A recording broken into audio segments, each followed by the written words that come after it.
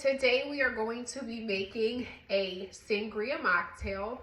I felt like this is just perfect because who doesn't like a nice, really fruity sangria? And we are going to make that right now. I'm going to start off with some good old ice. To that, I am going to be adding, and let me tell you something right here. You see this? This is 100%, basically it's like a cold pressed juice, a grape juice. That's going to be our basis, kind of like if you have like a nice sweet wine. Look at that. That's the basis, so I'm almost giving it half. A little bit of orange juice. All right. We're going to add a little bit of fresh lemon.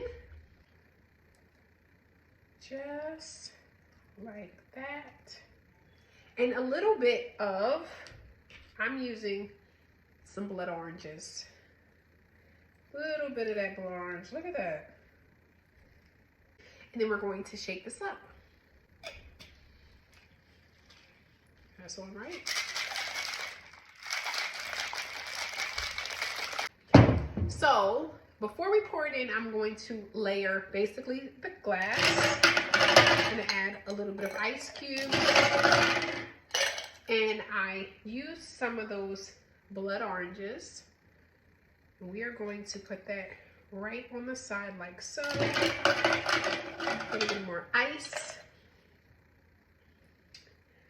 Another blood orange, just like that. A little bit more ice. Now, very easily, let me get her up there so you guys can see. Let's go right here. We're gonna pour that, look at that, right over the top. Ooh. And then for me, because I love some sparkle, right? First of all, this is one of my favorite sparkling water brands. And I found this going to Planta. If you guys are familiar with Planta, I think that's the number one, like my number one favorite vegan restaurant personally. We're going to just top it off with the sparkling water. Just like that. Perfect. Isn't she pretty? Ooh. You know, we gotta taste it.